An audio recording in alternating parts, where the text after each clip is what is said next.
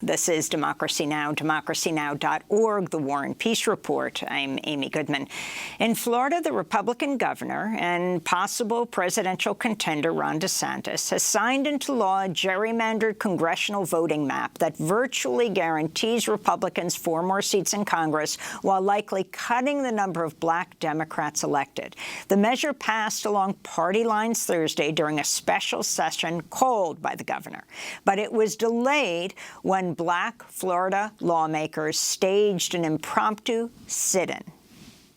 Whose house? The people's house. Whose house? The people's house. Whose house? The people's house. What democracy looks like? Show me what democracy looks like. This is what democracy looks like. Show me what democracy looks like. This is what democracy looks like. We are the people.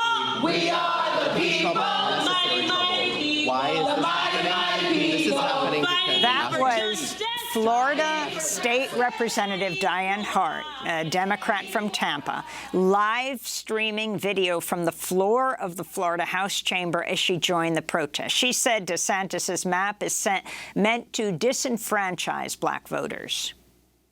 We know that what the governor is doing with these maps is not fair. He is taking us from 4 representatives to 2. That's not fair. He should have allowed us, the legislature, to draw maps. His job is to either accept them or veto them. But he's not doing that. Instead, he's sending his own map. And he's saying, if you don't vote on my map the way I want my map to be, then guess what? You won't get a map. The governor signed the bill into law on Friday. The controversial plan immediately drew a legal challenge. Also last week, Governor DeSantis signed into law a measure approved by Republican state lawmakers to rescind Disney World's self-governing status after he and his allies blasted Disney for opposing Florida's so-called Don't Say Gay law. We'll talk more about that in a minute. But right now, we go to Florida, where we're joined in Miami Gardens by Democratic Florida State Senator Shevrin Jones, member of Florida's Legislative Black Caucus. He is a Bahamian American, also Florida's first openly gay state senator. Welcome to Democracy Now!, Senator Shevrin Jones. It's great to have you with us. Why don't you start off by talking about the walkout by the Black Caucus and why you walked out?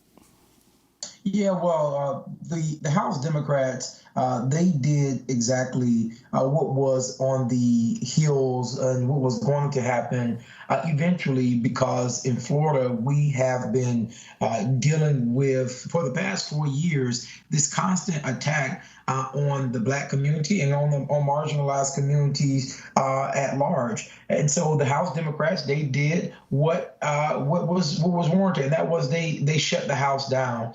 Now, I will say that the House Democrats and how they and what they've done, they make it clear that if they're going to make laws like 1960, they will protest like it's 1960. The Republicans cannot continue to disenfranchise black voters, disenfranchise and take our voices away from us and expect nothing to bring attention to what's happening in Florida. If we can't win inside the chambers, we have to bring attention one way or another. And so the House Democrats, Black Caucus members felt that this was the best way to bring attention nationally to what Florida is doing. It so much reminded me of John Lewis sitting literally on the floor of the House with other Congress members in that national protest that took place, what you all did in Florida legislature. And yet Governor DeSantis signed on Friday. Explain more what this means, not only for Florida, because it sure looks like from this to Don't Say Gay, we're talking about as goes Florida, so goes, well, a number of other states in the nation.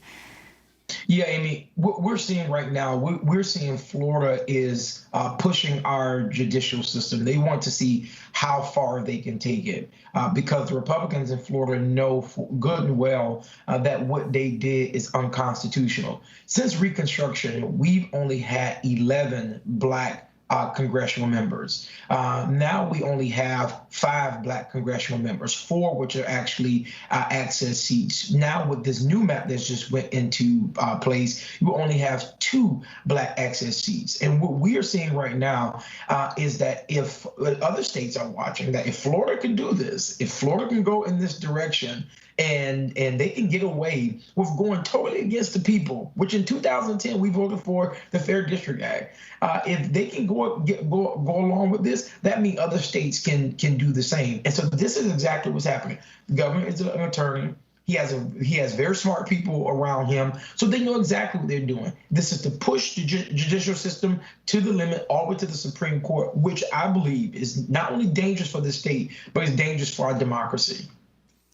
I wanted to go to a clip of you on the floor of the state Senate, not sitting on the floor, but when you addressed the governor last week.